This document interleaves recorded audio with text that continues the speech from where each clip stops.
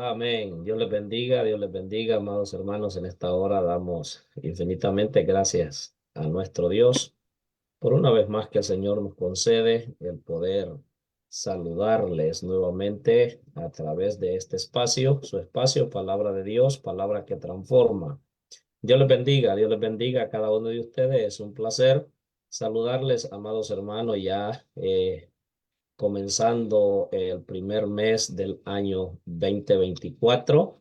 Ahora martes, enero, martes 2 del 2024.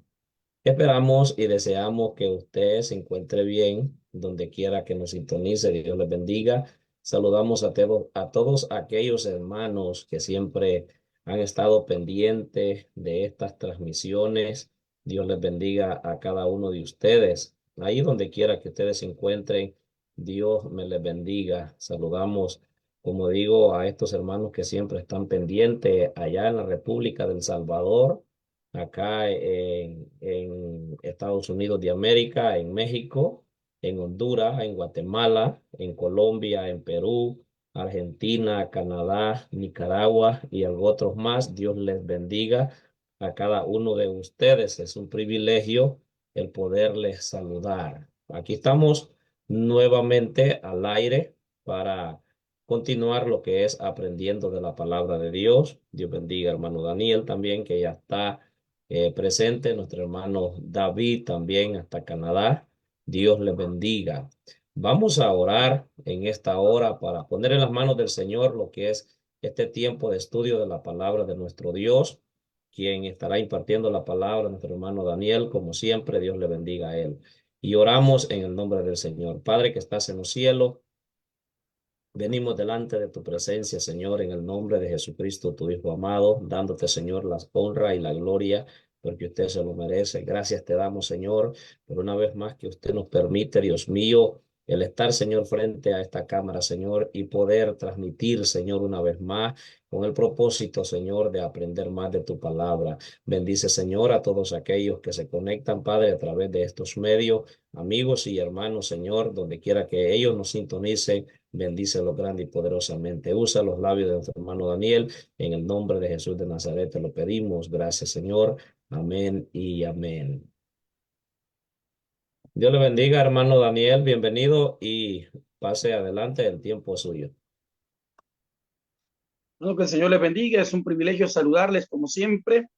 Iniciamos este año 2024 con buenas expectativas para cada uno, deseando las bendiciones del Eterno para cada uno de nuestros hermanos, hermanas a la distancia que nos escuchan en nuestro lindo país, El Salvador, y así como todas las hermanas repúblicas de aquí de América Latina y los estados de la Unión Americana, y así Canadá, y pues estamos llegando hasta Italia también.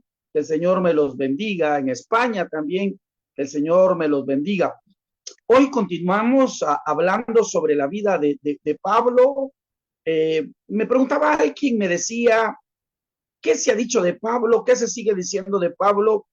Creo, hermanos, que todavía no se ha terminado de hablar mucho de la vida de Pablo.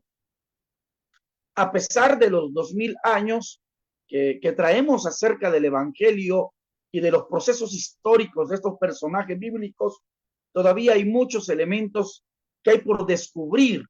No todo está dicho. Alguien me dijo, no, ya todo se dijo. Si ya todo se hubiera dicho acerca de la vida de Pablo, creo que estuviéramos pues acomodados. Pero sí puedo decir, en comparación de la vida de Jesús se ha dicho mucho y se seguirá diciendo mucho, y de eso queremos hablar hoy, de esa conexión que existió entre Pablo y Jesús. Alguien dirá, ¿y por qué primero Pablo y luego Jesús? Bueno, porque venimos hablando sobre el ministerio de Pablo, venimos hablando acerca del rol que desarrolló Pablo en las primeras comunidades. Hemos hablado del trasfondo judío, del trasfondo de la Torá que vivía Pablo y que practicó Pablo como un fariseo practicante, un hombre de fe, un hombre que nunca se olvidó de sus raíces, nunca, nunca se olvidó de sus raíces. Hoy queremos hablar de esa conexión o de esa relación que hay entre la vida de Pablo y el ministerio o la vida de Jesús. De Jesús se ha dicho mucho, hemos hablado de un Jesús histórico, se ha hablado mucho de un Jesús histórico. Las mismas ciencias bíblicas han tratado de darle respuesta a tantas preguntas acerca del Jesús. La misma ciencia bíblica trató de responder en los siglos pasados y es así como surgieron algunos presupuestos teológicos acerca de un Jesús histórico. Pero se llegó a la conclusión que nosotros podemos llegar también a través de un Jesús de la fe. Y ese Jesús de la fe es el que nos da validez, ese Jesús de la fe es el que nos da un mensaje, nos deja un querigma en nuestras vidas. Y la iglesia misma, nosotros mismos, estamos invitados a vivir por fe. Es decir, el Jesús de la fe, el Jesús de la fe es el que nos va a dar a nosotros, sobre todo, los fundamentos para poder creer en aquel, como dice la Escritura, que sin haberle visto, le hemos creído. Y por eso somos bienaventurados, que sin haberle visto a él, hemos creído en él. Ahora bien, quisiera referirme rápidamente de unas pequeñas diferencias que vamos a encontrar en el ministerio paulino con respecto al ministerio de Jesús. Si nosotros leemos los evangelios, nos vamos a dar cuenta que Jesús luego de que es bautizado, él va camino a Galilea, es decir, se encamina hacia Galilea. Y él va a decir, Galilea de los gentiles, luz le resplandeció, aquella tierra que fue asentada en tinieblas, vino, la luz le resplandeció. Entonces, esos primeros mensajes, esas primeras enseñanzas y esas primeras acciones que Jesús va a tener, se van a desarrollar en el contexto rural. Y cuando hablo del contexto rural es fuera de la ciudad de Jerusalén. Jesús, solo el Evangelio de Juan, nos ha de testificar que Jesús estuvo aproximadamente quizás en su ministerio unas 3 Pascuas, quizás unos 3 años. Posiblemente asistió en más de una ocasión a Jerusalén. También los evangelios nos testifican que Jesús, siendo niño, asiste al templo ya a la edad que se le permitía a un niño varón asistir a lo que era el templo.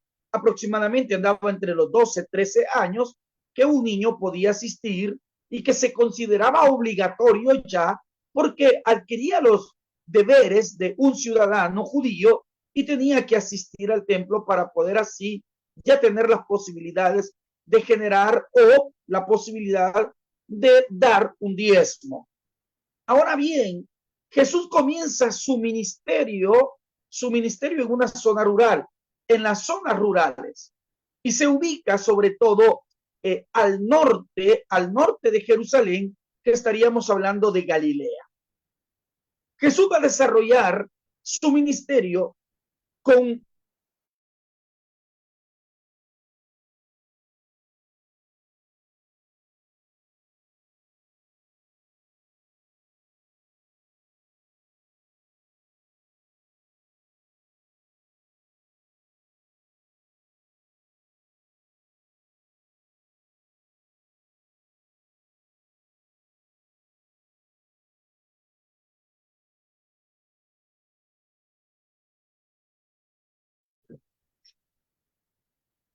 Amén. Dios les bendiga nuevamente a todos ustedes que están conectados ahí.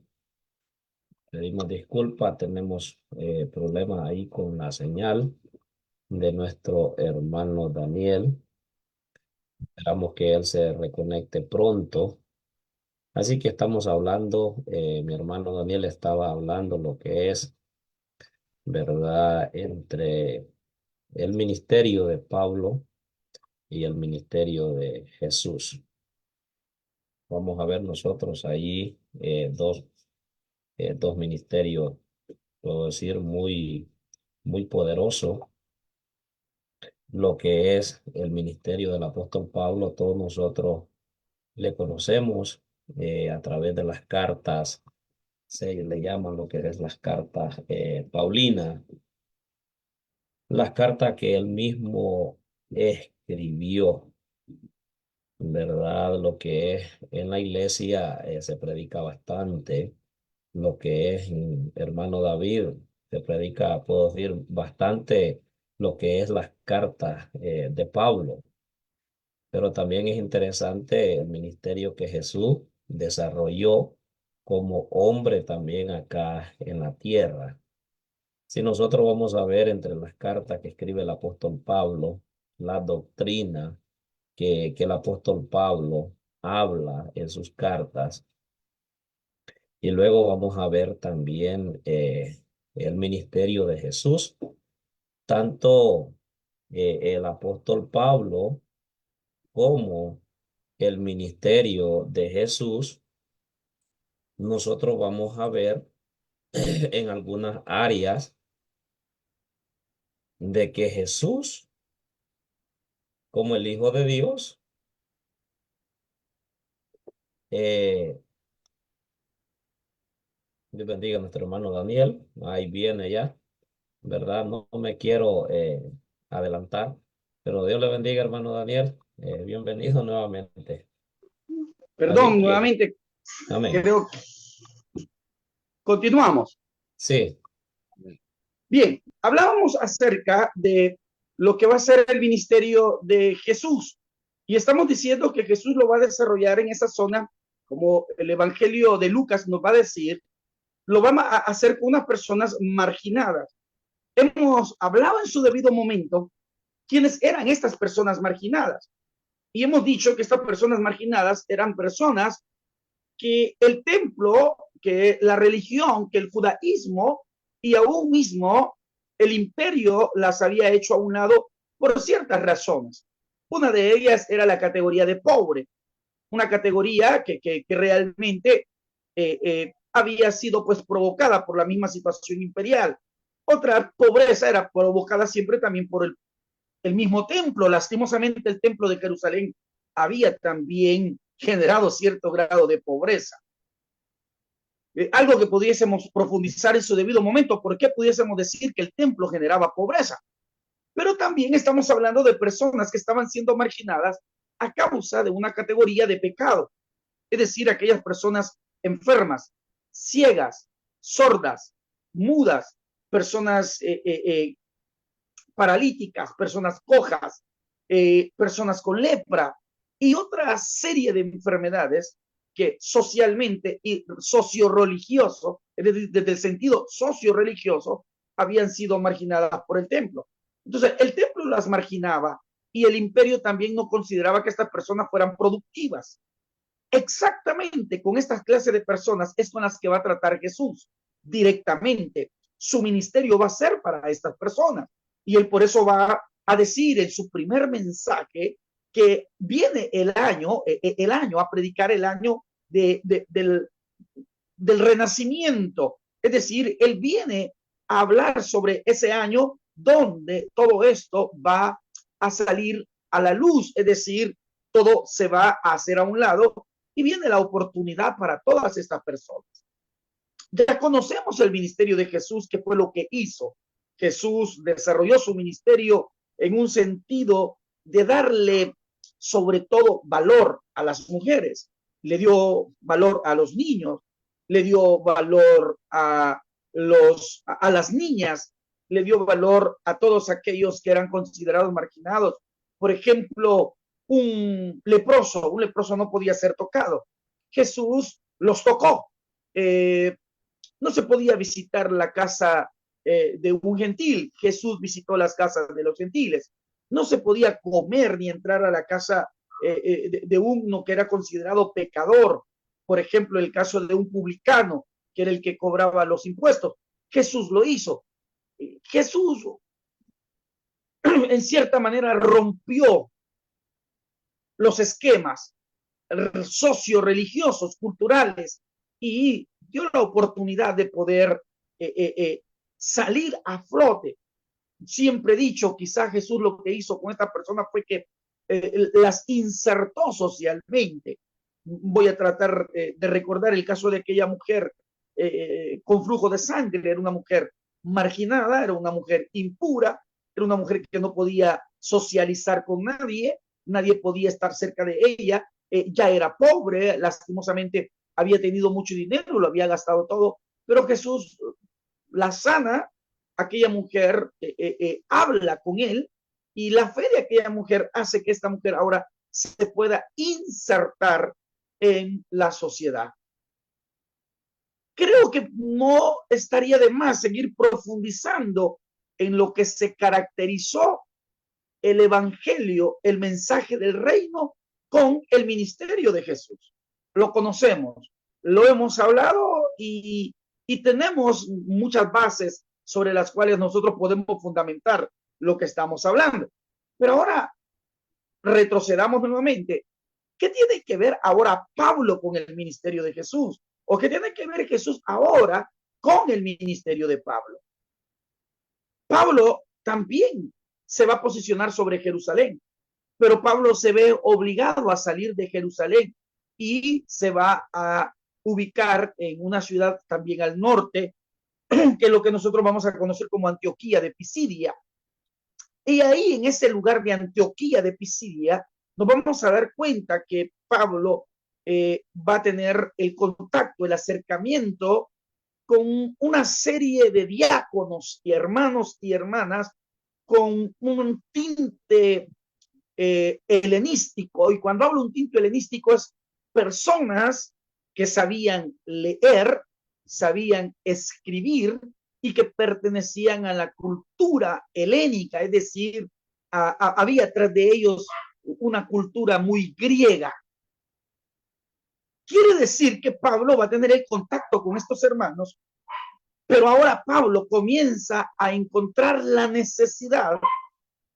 Teológicamente, él comprende algo después de su llamado, después de su encuentro con Jesús, después del aprendizaje, después de las primeras experiencias, los primeros testimonios con los cuales él va a crecer espiritualmente, de aquellos hermanos, aquellos diáconos, aquellos que él mismo había perseguido, ahora se encuentran con él, ahora son sus hermanos, ahora son sus hermanas.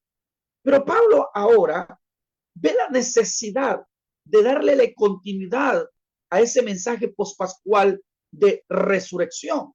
Es decir, hablar de un Jesús resucitado.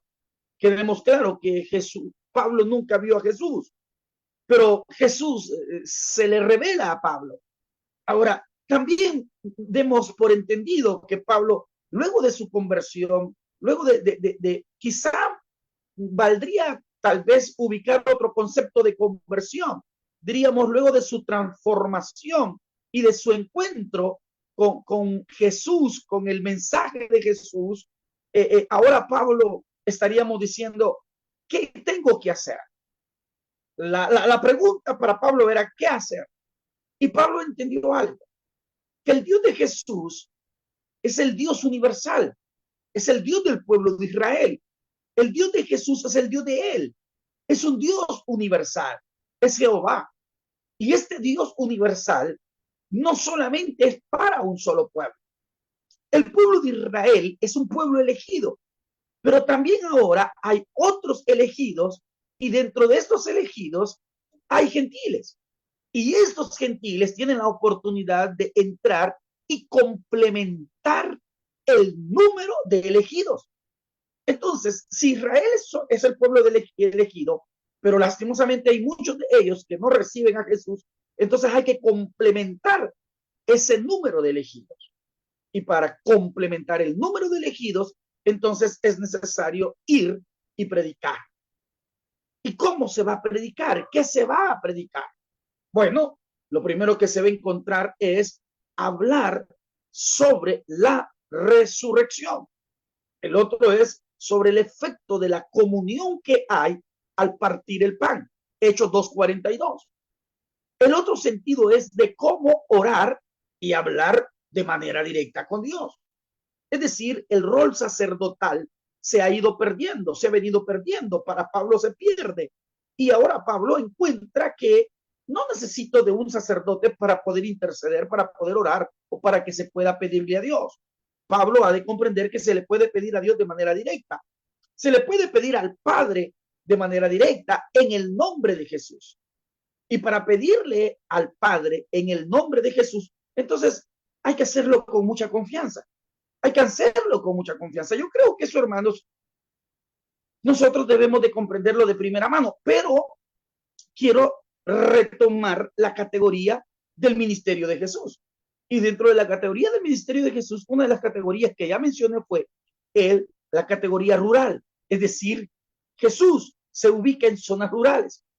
Pero Pablo se da cuenta desde el trasfondo helénico, desde la escritura, desde la lectura griega, él comprende que también se puede ir más allá de lo rural. Y entonces aquí viene la diferencia entre el ministerio de Pablo con el de Jesús. Jesús se ubica en la zona rural, Pablo se va a ubicar en la zona urbana.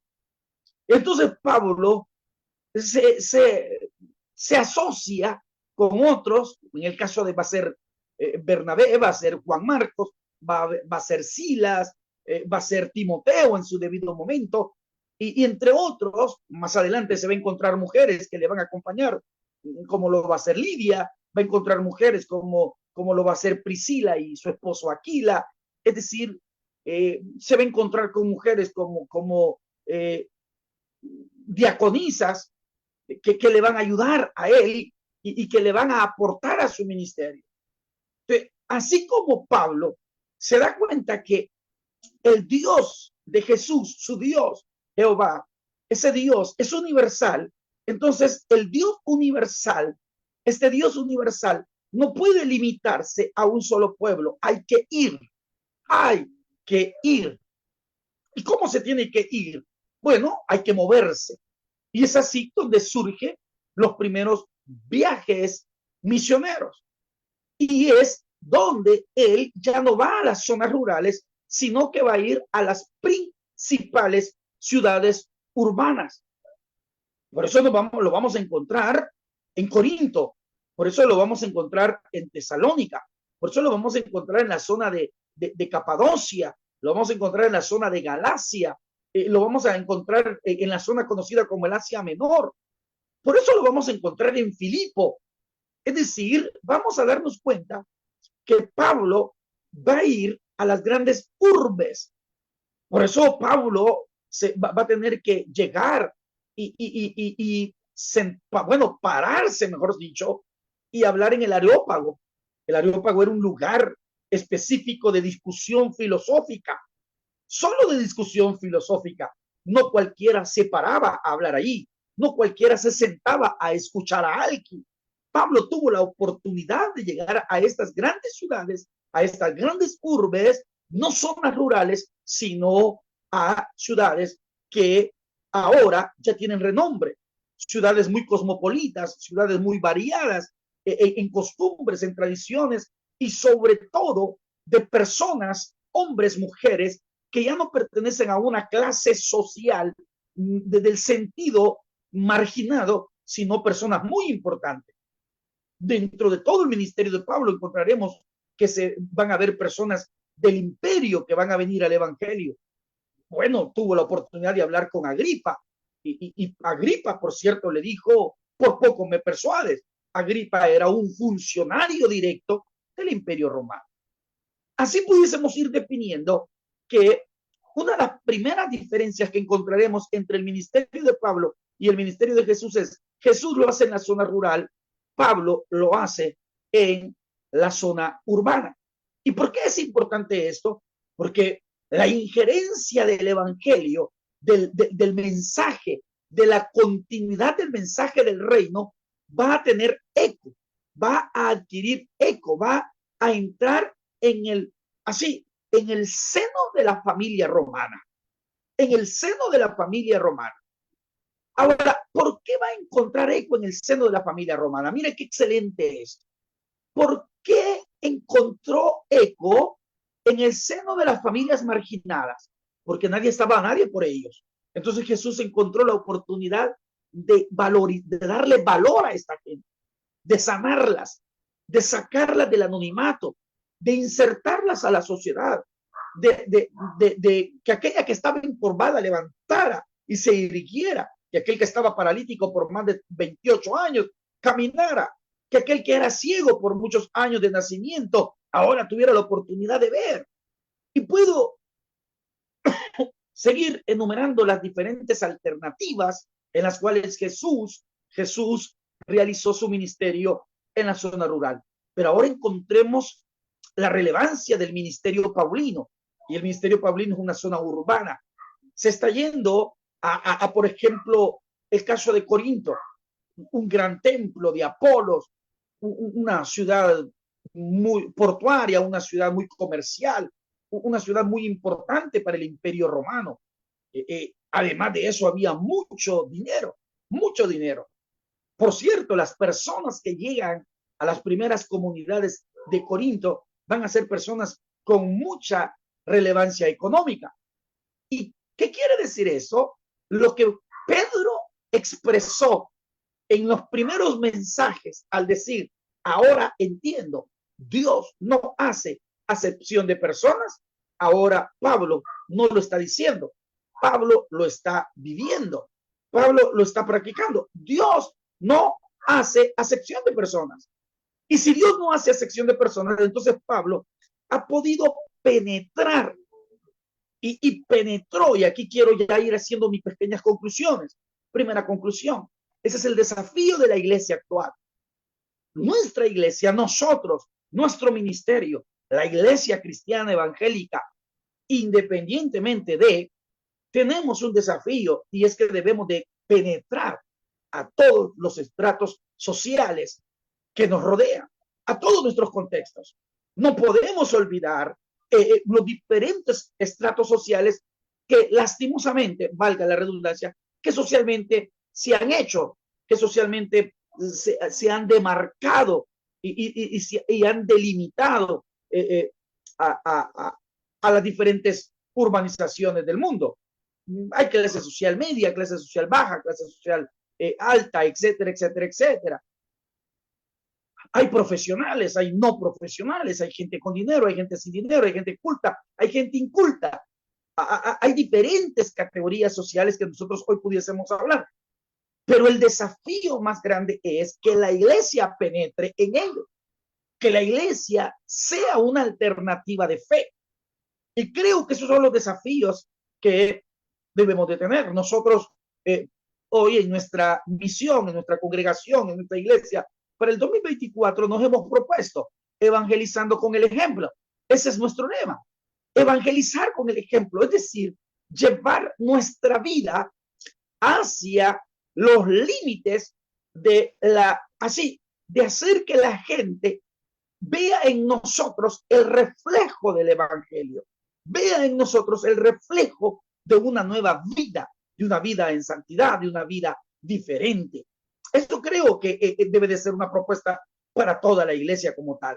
Nosotros la hemos propuesto y creo que ese es uno de los desafíos que encontramos en el evangelio paulino.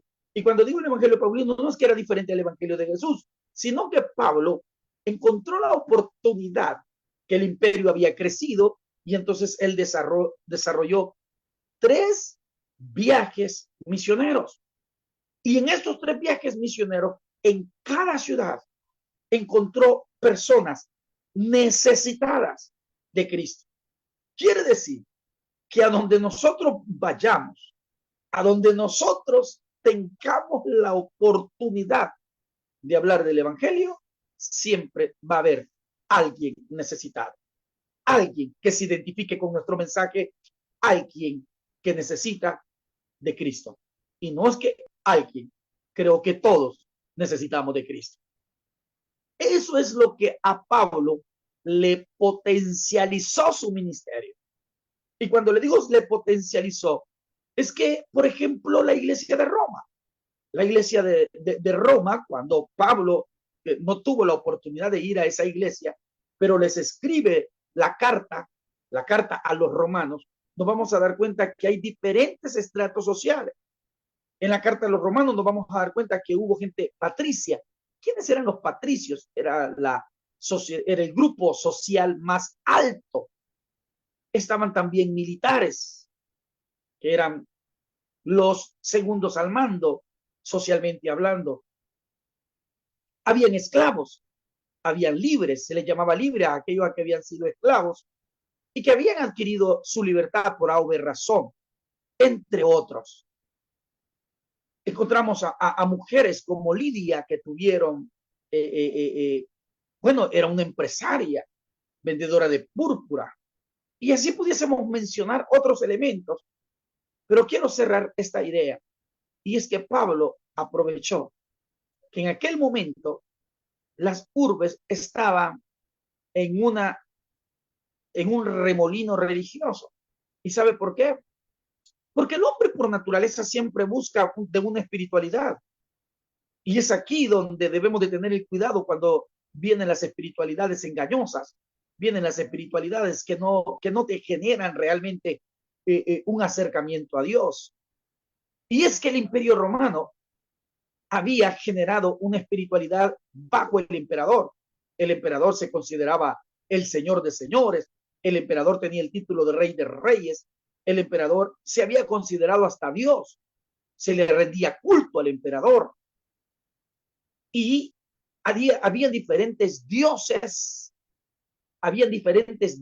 y estos dioses eran como dioses privados para las familias, pero para tener un dios romano en una familia, en el seno de un hogar, se tenía que pagar grandes cantidades de dinero para que este dios perteneciera o llegara a X familia. Por eso Pablo llega mostrando la oportunidad de un Dios al cual se le puede llegar sin ningún costo. Es a lo que le vamos a llamar el evangelio recibido por gracia. Es decir, sin ningún costo, sin merecerlo, sin ningún precio, porque el precio ya lo había pagado nuestro Señor Jesucristo. Mis amados hermanos, yo creo que los desafíos más grandes que tenemos y seguiremos teniendo es cómo llevar el evangelio a aquellos que lo necesitan. Aprovechemos las oportunidades en donde nos encontremos. No importa dónde estemos, sea en un pequeño trabajo, sea en lo rural, sembrando, cosechando, o sea en la empresa, dirigiendo, liderando, o sea en la construcción, a donde nos encontremos. Reflejemos, como lo hizo Pablo, que Cristo es nuestro Salvador. Un fuerte abrazo, un fuerte saludo desde El Salvador. Familia Pavón Romero les ama y seguimos este año aprendiendo y trayendo la reflexión de nuestra palabra y es la palabra de Cristo en nuestro corazón. Que el Señor les bendiga a todos. Nos vemos la próxima semana.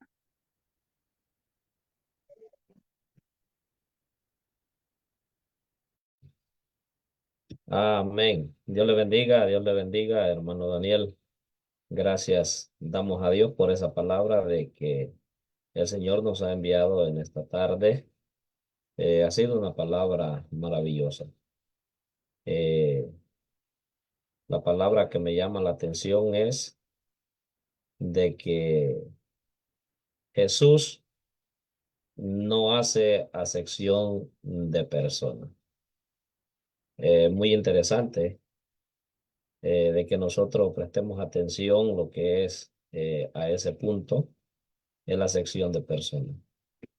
No era que Jesús no podía entrar quizás a las áreas donde el apóstol Pablo se desarrolló. Sabemos nosotros que el apóstol Pablo fue un hombre muy estudioso, pero ahora en día, hermano Daniel, no sé, una pregunta, un comentario, como sea.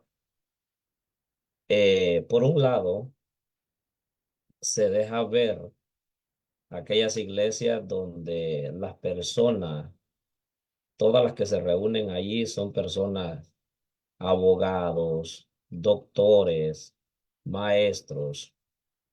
Y por el otro lado, hay muchas congregaciones donde no se le da importancia a aquellas personas de que tal vez han sacado sus estudios, tienen alguna profesión.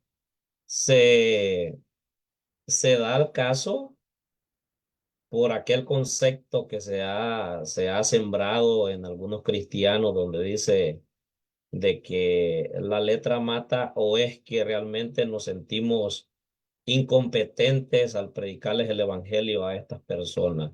¿Qué sugiere usted en esa situación? Porque fíjese que incluso acá en América, en Estados Unidos, hay muchos jóvenes que han nacido acá en Estados Unidos, que se desarrollan con el idioma, el inglés.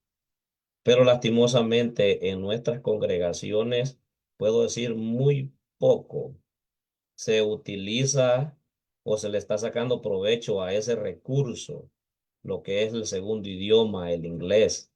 Y muchos de estos jóvenes lo que hacen es inmigrar de nuestras iglesias a otras iglesias que se les da la oportunidad de desarrollarse. ¿Qué comentario, qué sugerencia podría dar usted? Bueno, hay mucha tela que cortar realmente sobre la temática, pero iniciemos con un primer elemento. Lo primero es la mala interpretación que hacemos de un texto que usted me acaba de mencionar, y es el que algunos toman como base, y es eh, la letra mata. Cuando hablamos de la letra mata, no estamos hablando del conocimiento intelectual. El texto, cuando habla de la letra mata, estamos hablando acerca de la ley como tal. Entonces, es bajo ese contexto. Entonces, se ha interpretado mal, pensando que cuando habla de la mucha letra mata, estamos pensando de que se habla con respecto al conocimiento intelectual. No es con respecto al conocimiento intelectual realmente. Ese texto se refiere exactamente a la ley de Moisés, a la Torá, que es la cual va a generar muerte cuando no se cumple como tal la ley. Amén. Ahora, otro aspecto que se ha dado es, lastimosamente, hay que entenderlo también, y es que la espiritualidad no se genera a través del conocimiento intelectual. Eso también hay que entenderlo. No se genera la espiritualidad, la fe, la salvación, la comprensión del evangelio, no viene a través de un conocimiento intelectual. Amén. Ahora, ¿de qué nos sirve el conocimiento intelectual? El conocimiento intelectual, el conocimiento académico como tal, es decir, las profesiones, todas las profesiones que hay y todos los niveles académicos e intelectuales que existen, solamente lo que nos presentan son herramientas que nos van a generar hasta o facilitar ciertos elementos que la Biblia nos va a presentar. Primero, por ejemplo, no es lo mismo vivir el Evangelio bajo el trasfondo de una lectura exhaustiva de la palabra a alguien que no la lee o a alguien que no puede leer. Eso no estamos hablando que es un menosprecio en ningún momento. Una persona, yo conozco, lo dije el 31 en el culto de cierre del año del 2023, yo lo decía en la iglesia, conozco gente con muchos títulos intelectuales y muchos altos grados académicos, es decir, gente muy inteligente, pero no sabia, porque la sabiduría tampoco viene a partir de eso. Son Amén. personas que tienen mucha intelectualidad, pero no son sabios. Entonces, hay personas sin conocimiento intelectual, sin saber leer, sin saber escribir, pero tienen mayor sabiduría. Es decir, la sabiduría es porque saben vivir la vida. Y saber vivir la vida también nos invita a que sepamos vivir el evangelio. Lastimosamente, hemos malinterpretado esas categorías de intelectualidad, de conocimiento académico y de profesionalismo o de profesionalización. Las profesiones lo único que hacen es facilitarnos. Si yo Amén. puedo leer, si yo puedo tener pausas en la lectura, voy a comprender con mayor rapidez. Alguien me va a decir, ¿qué hace el Espíritu Santo? No, es que no estoy haciendo a un lado al Espíritu Santo. Lo que estoy diciendo es lo que me facilita. Es como que usted esté dentro de un proceso de la construcción de algo. Bueno, usted puede construir y puede hacer una casa bella, pero si usted también tiene las herramientas adecuadas, no es lo mismo hacer 2 bolsas de cemento con arena, mezclarla a pura pala, a pura mano. Hoy hay aparatos, hoy hay instrumentos que usted solo lo echa y él solo lo mueve. Amén. Y ya está, en menos de minutos, si usted no se cansó. Un solo hombre puede hacer eso. ¿Qué es lo que hizo esto? Facilitar. Eso es lo que hace el profesionalismo, eso es lo que hace la intelectualidad. Ahora, ¿cuáles son los desafíos que seguimos teniendo? Los desafíos que seguimos teniendo es eso. Primero, comprender que todos somos necesarios y que la gente que adquiere estos conocimientos y que tiene estos conocimientos debe de ponerlos al servicio de Dios. Quizás el reto más grande es para el profesional, saberse bajar, saber disimular y saber entender que la gloria es de Dios y no es del hombre. Dios no comparte la gloria con nadie. El problema es que algunos medio obtienen un título, medio obtienen un conocimiento académico, llegan a ostentar cierto grado de altivez y eso genera desequilibrios espirituales, desequilibrios bíblicos, etcétera, etcétera. Yo creo que el desafío no solamente es para aquel que no tiene niveles académicos dentro de la iglesia. El desafío es para aquellos que sí los tienen y que deben de seguir manteniendo cierto grado de humildad. Y no cierto grado, deben de obtener un alto grado de humildad. Ahora, ¿qué hacer o qué podemos realizar? Como líderes, como ministros, como predicadores, estamos invitados. Hoy la misma sociedad nos exige ciertos grados de profesionalismo y tenemos que no ver ni de menos al que no lo es, ni al que lo es. El equilibrio debe de estar. El equilibrio debe de estar. La misma Biblia lo va a determinar.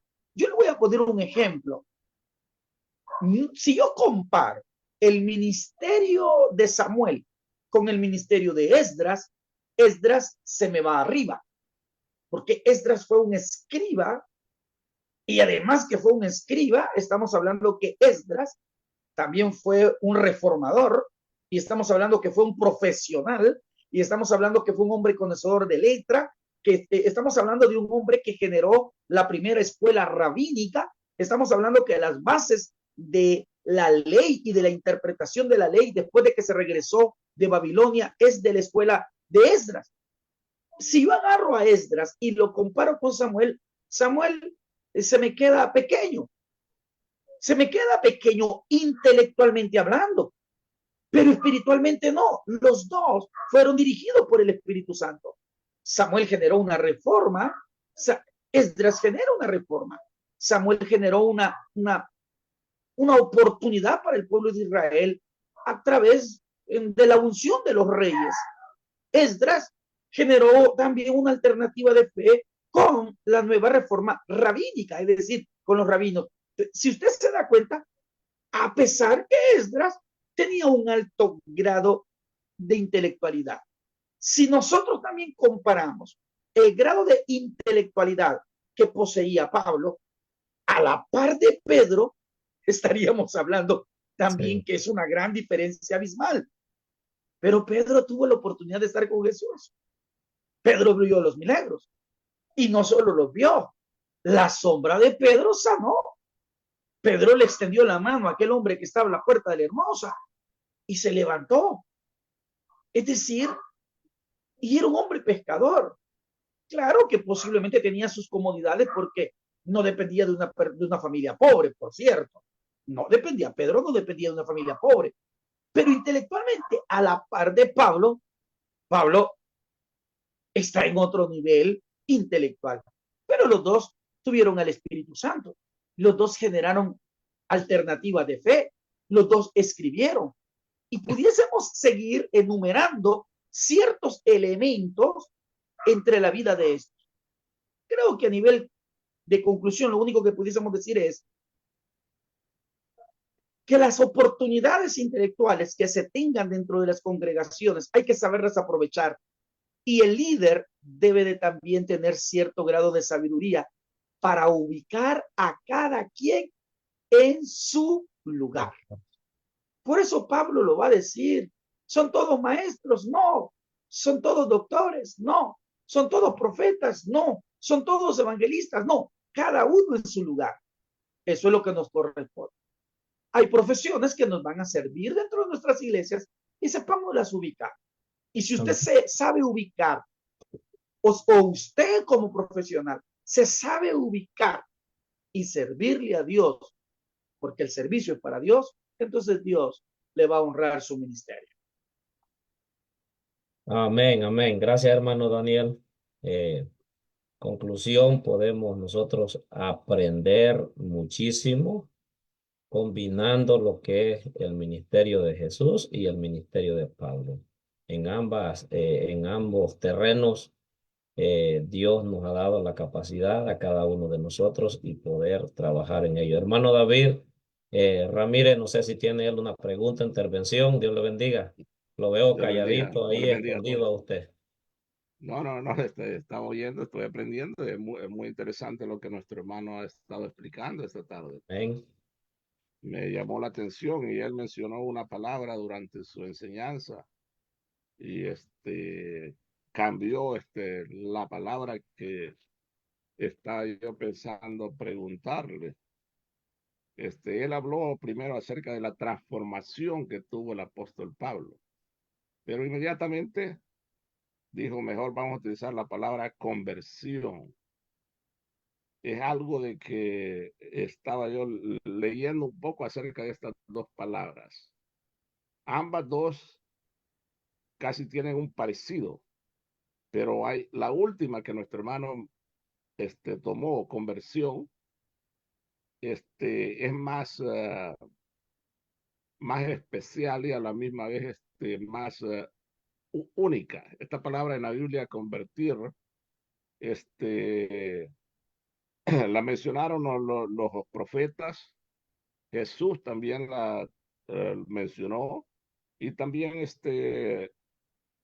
en el comportamiento del apóstol Pablo, cuando él evolucionó o renovó o se reformó, modificó su forma, su comportamiento de cómo trataba a los cristianos.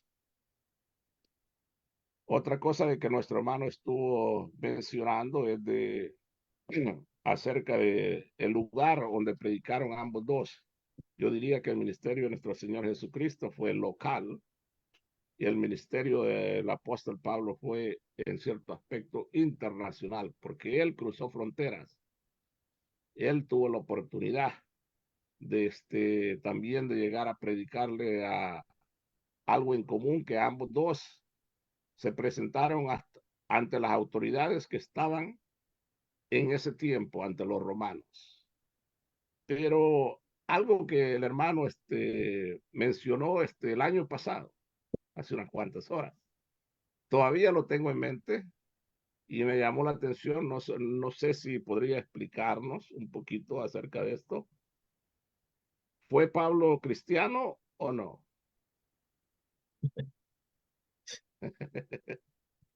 Dios le bendiga, nomás curiosidad, para empezar el año nuevo. Realmente, eh, pudiésemos decir, Pablo, así como Jesús nunca está bajo el pensamiento de fundar una nueva religión fuera del judaísmo, Pablo tampoco nunca se propone a fundar una nueva religión fuera del judaísmo. Eso hay que entender. Amén. Realmente quien expulsa es el judaísmo. No es que ellos se salen del judaísmo. Pablo quiere seguir dentro del judaísmo. Y él le dice, bueno, lo único, le dice él a los judíos, a sus hermanos judíos, acuérdense que la primera iglesia, las primeras comunidades son judeocristianos. Pablo, él quiere seguir dentro. Es el judaísmo que hace la expulsión como tal. Porque el judaísmo no asimila, no lo puede, hasta hoy mismo, no lo asimila. Por eso para el judaísmo rabínico, para una línea del judaísmo rabínico, el mayor daño que pudo haberse causado en la primera era, en el primer siglo de nuestra era, fue Pablo, fue Saulo. Para ellos, Pablo no es bien visto, porque dicen que él fue el que arruinó todo. Pero Pablo no es que lo arruina. Desde nuestra vida, desde nuestra perspectiva y desde lo bíblico, Pablo quiso mantenerse ahí. Es lo único que le dice, mire, aceptemos a estos que no se quieren circuncidar, porque todo el dilema fue la circuncisión. Ahora, eso lo expliqué en su debido momento hace unos días atrás, pero hoy viene una pregunta. Si Pablo no quiere fundar algo más, ¿qué es lo que se fundamenta? ¿O qué es lo que se funda? Bueno, Efesios 2:20 nos lo dice. Edificados sobre el fundamento de apóstoles y profetas, siendo la principal piedra del ángulo Jesucristo mismo. ¿Cuáles son las bases del evangelio? Los apóstoles. ¿Y qué son los apóstoles? La vivencia del mensaje de Jesús. ¿Y quiénes son los profetas? Los que escribieron acerca de la vida de Jesús. Pero el principal ángulo de donde se desprenden estas dos líneas teológicas, en este caso, apóstoles y profetas, los apóstoles y los profetas, estas dos líneas teológicas se desprenden de una base, y la base es que van a converger en Jesús. Entonces, pudiésemos decir, bueno, Pablo va a dar los pasos. A Pablo no le va a costar asimilar que Jesús es el Cristo. Es decir, Pablo lo asimila que Jesús es Mesías. Pablo lo asimila. Pudiésemos decir en un primer elemento que Pablo vive el cristianismo, lo vive desde el sentido de la fe, pero no perdiendo sus raíces. Es que eso es lo hermoso de Pablo. Nunca perdió sus raíces, pero mira en Jesús la alternativa. Y él dice, bueno, Jesús no hace acepción de personas. Jesús sanó a la hija de una mujer sirofenicia. Y si sanó a la hija de una mujer sirofenicia, ¿por qué no podemos ir nosotros a las ciudades gentiles? Ahora, hay otro aspecto. Pablo va a las ciudades gentiles, pero también siempre va buscando un lugar donde hayan sinagogas. Entonces, vea usted. Entonces, ahí pudiese decir, bueno, claro que existe la tesis que Pablo no fue cristiano, pero quitemos ahora el sentido de si fue o no lo fue. Lo único que le puedo decir yo es, Pablo vive el cristianismo porque él, valga la redundancia, lo vivenció, lo sintió. Y él encontró en Jesús una propuesta universal. Eso es el cristianismo de Pablo. La propuesta universal, que es la que nos ha llegado a nosotros. Porque si Pablo se queda con una propuesta muy cerrada, muy patriótica, entonces, bueno, me imagino que a este tiempo Jesús o Dios mismo hubiera encontrado otra alternativa para que el evangelio nos llegara a nosotros. Pero ya estaba, pues, en esta forma, pues creo, definida, que nos iba a llegar a través de la interpretación paulina. Qué bueno, hermano. Es muy bueno de que hasta la fecha seguimos y seguiremos evolucionando, reconociendo el lugar que cada uno de nosotros nos corresponde, y también en la iglesia. Recordemos que todos somos necesarios. Aquellas personas que tienen conocimiento académico como aquellos que no los tienen. Para construir una barca se necesita de la ayuda de todos y de las manos de todos. Que el Señor les bendiga a todos. Amén. Amén. Dios le bendiga, hermano David, también por esa participación. Dios bendiga, hermano Daniel. Ya no le vamos a quitar el tiempo. Tal vez el próximo martes le vamos a hacer algo otras preguntas de la misma. Así es que damos gracias a Dios. Dios les bendiga a todos ustedes que están allí en sintonía. Ha habido un buen grupo de hermanos conectados. Dios les bendiga. Les instamos en el nombre del Señor todos los martes a las 7 de la noche, hora de Salvador, 8 de la noche, hora de Texas, y 9 de la noche allá en el área de Nueva York y Canadá. Así es que es una bendición el poder continuar este año 2024, donde esperamos, como decía nuestra hermana Eunice, de que el propósito de este año es que nos propongamos a conocer y aprender más de la palabra de Dios, que nos va a ayudar muchísimo, ya que cada día la ciencia, el conocimiento y todo va en evolución. Y yo creo que nosotros los cristianos debemos de despertar un poquito más y ponernos, como decimos en El Salvador, las pilas. Así es que damos gracias a Dios. Saludos ahí, dice hermano Daniel Melquisedec Gámez. Así que reciba saludos de mi hermano desde allá, de tierras lejanas. Así que damos gracias a Dios. Hermano David tiene el privilegio de orar para despedirnos del espacio. Así que Dios me les bendiga a todos Bueno, ustedes. Gracias por estar en sintonía. Adelante, hermano David. gracias por estar con nosotros. Primer servicio, primera enseñanza del 2024. Y esperamos que Dios le siga bendiciendo y estemos pendientes de seguir aprendiendo de la palabra de Dios. Señor y Dios, te damos gracias por todo lo bueno que has hecho en nuestra vida. Te damos gracias, Señor Jesús, por habernos permitido estar con nuestras familias. Hemos dado gracias por un año más. También te pedimos por todas aquellas familias que están teniendo problemas de salud, aquellos miembros de nuestras congregaciones, aquellos amigos que necesitan una mano de ti, a todos nuestros amistades cercanas, que tú les ayudes, tú los bendigas, los lleves en paz a sus trabajos.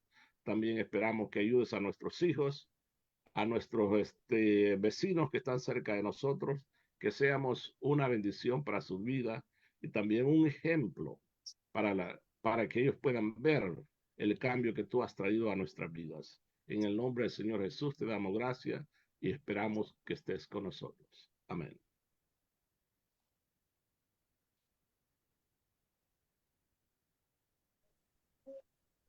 Amén.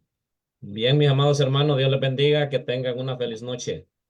Que el Señor les bendiga a todos. Dios les bendiga. Amén.